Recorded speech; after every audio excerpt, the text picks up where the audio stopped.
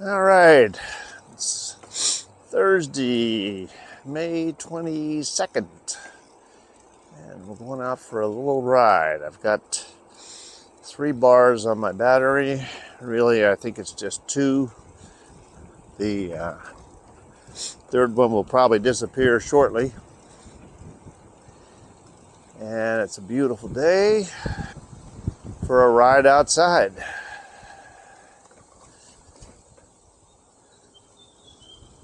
So, got a car coming here on the left. Our poppies are doing well in our garden.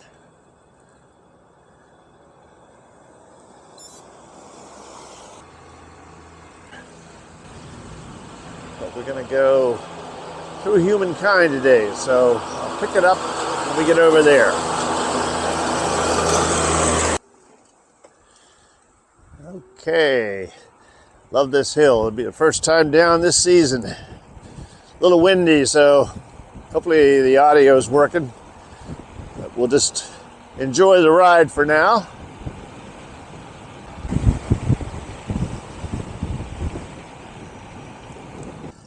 And pedal assist 4.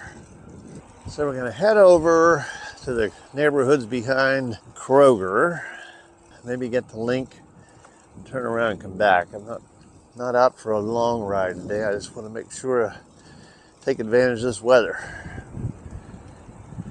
I started to record my first video for this season a week or so ago, and I guess it's been almost 2 weeks, and developed a battery issue. I thought my battery had gone on me. It was working. Okay, anyway, I started off riding and everything was fine. I rode around Westminster and VES just to get kind of used to the bike again. I hadn't been on it for a while since my rotator cuff. Well, I hadn't been on it since last November, really. And then I had rotator cuff surgery in February. 6 months in a sling and 6 weeks in a sling and 6 weeks with PT just to get some mobility out of it. And then that's when I started this ride, and I started to get almost to go down the hill at Oriskany or Ascani, however you pronounce it, that steep hill I usually start my rides on. Fortunately, the battery just stopped. It froze. The bike froze. I thought something was wrong with the battery, obviously. In fact, I didn't go on a bike ride the next day because I was worried something was wrong with it. I charged it all up, took it out again, and it seemed to work fine. And then I experienced the same thing just before going down the steep hill, and turned around, went back, was unlocking the battery to take it out, and noticed that there was a little gap. So what the solution was that it was user error on my part. Pass it on the right. Thank you. So apparently I haven't been slamming the battery in hard enough, so it made enough contact to work for a while, but then the vibration of riding caused it to disconnect. It seems to be working fine now, so I'm counting on it having been user error. And problem solved, battery good. I did learn in the process that the battery has a 2-year warranty, so that's kind of comforting. I did check at the bike shop, and the mechanic there thought maybe it was the wires were not connected tightly, but I had checked that, and they were. So here we are on Clayton and another great hill. There's the down, and here's the up. Today is Thursday, and on Monday, the Westminster Pedal Pushers, a group of Westminster residents who enjoy cycling. 8 of us went down to Danville, Virginia, about a 60-mile drive from Lynchburg. Ride the Danville Riverwalk Trail, which goes along the Dan River. That was really a nice trail. It was a little confusing until once we finally got our bearings. But we had a nice ride. We had one little mishap. One of the riders, one of our residents, kind of got brushed against a one of those barriers. They tried to keep cars and vehicles like that off trails, and he fell down and kind of banged up his right elbow a little bit and was a little dizzy, but it all worked out. He's fine. And then we lost one rider who missed the turn to come back to where the parking lot was, and so we had to go and search and rescue on that one, and he eventually turned up. So otherwise it was a really nice ride. I think together all of us clocked about maybe 11 miles or so. I got a couple extra miles out of the ride searching for the lost member, but it was a nice ride. We didn't really cover the whole trail. It's goes all the way out to an airport to the east of Danville. Some of the residents did go that far, and then it goes further in the other direction from where we got on the trail. We started by the, I guess, Science Museum or something, the love sign. But I think we'll go back. I know I will. It was great. And then there's another trail that's a couple miles away from the airport. So if we went on some country roads, we could go to that trail in Ringgold, and it's called the Ringgold Railroad Trail. And I guess it's all part of the same railroad that used to go along there to Richmond and would connect with Pamplon and the High Bridge Trail eventually, if it were able to be continued. But that would be a nice kind of ride on different kinds of surfaces. I recorded most of that ride, so haven't worked on that video yet, but that'll be next. All right, with that third bar went down, so now I've got 40% left. So we'll go down here and down to the roundabout before Link and come back. So we got 2.6 miles. This will be a short one. It's great to be out on a bike again.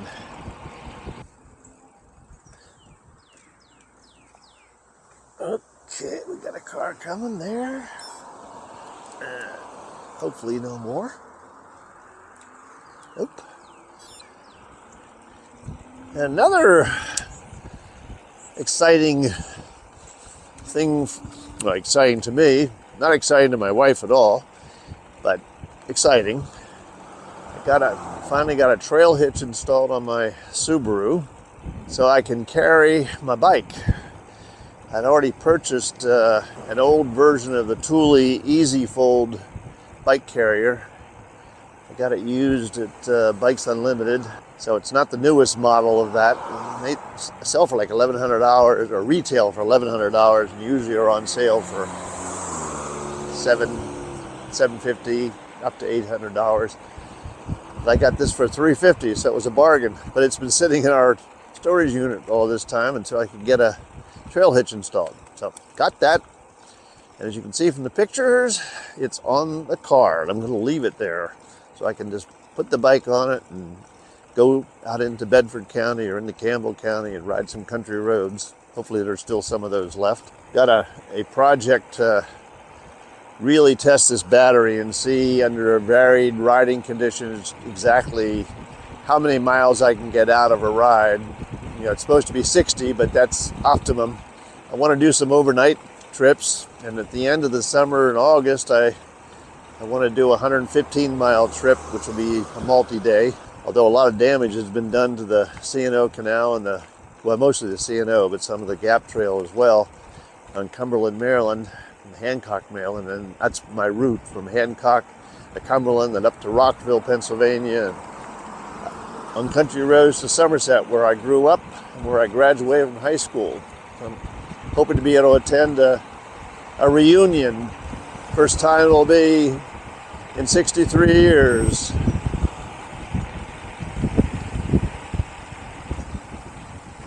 So I'm glad to have that hitch so I can go on trails other than right here around Lynchburg.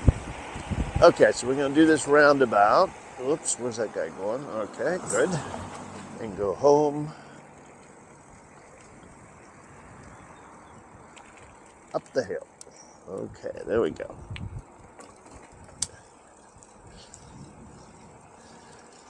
So I'm looking forward to testing it out and seeing just how many miles the bike will give me.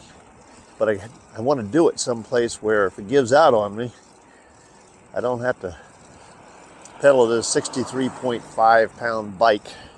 And when I'm on a trip like that, I'll have extra weight. I'm not going to camp. I'm going to stay in hotels, or bed and breakfast or whatever. But it still will add some extra weight. So I want to see, just ride it in a loop until till the battery is dead. Hopefully that'll be at my car. And if not, hopefully I'll not have to go up any big hills with just the traditional derailleur gears. So that's that news. Oh, and then Tuesday, a fellow resident and he wanted to know how I rode down to the trail from Westminster, because I haven't been able to carry my bike down there on the car. So he joined me, and we rode down to the bike shop, which every Tuesday between April and I think October, maybe later than that, was still kind of late at night. It gets dark here now, right now around 8:15 or so, 8:30. At any rate, every Tuesday they have what they call Pints after pedals. And I've never done it before, but it's a ride. And if you don't have a bike, you can rent one of their bikes for free. So on Tuesday evenings, the rental is $0. They go one way or the other on the Blackwater Creek Trail, the Riverfront Trail, and I was really pleasantly surprised to see that there were a lot of people there. I'd say at least 60. Probably was more than that. Maybe certainly under. Well, not certainly, but likely under 100. A lot of young kids on bikes, and a lot of young children with their parents in carriers or bike seats. It was a lot of fun. And then afterwards, Bikes Unlimited just opened. Well, yeah, I guess really just opened this spring in full force. They were been working on it for a while. The Trailhead Cafe, sort of an outdoor with a little bit of indoor space and a bar. So they serve up beer and things to eat, and everybody seemed to be taking advantage of it. They do a clever thing too, where they give you a raffle ticket if you attend. Dave and I forgot to get our raffle tickets.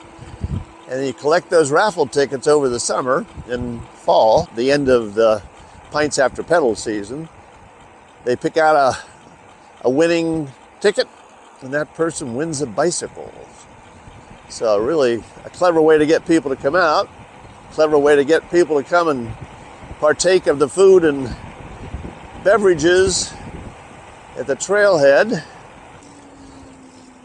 I was talking to John, the owner of Bike Shop, that we need to do a video of the whole experience. So look for that sometime in June.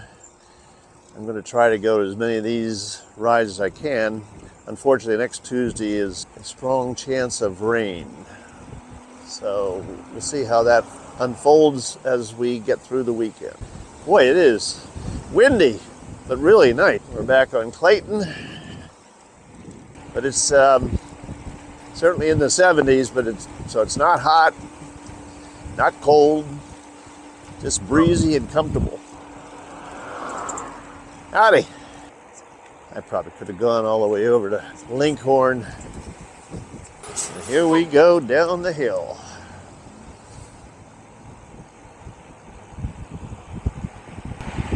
And up the hill.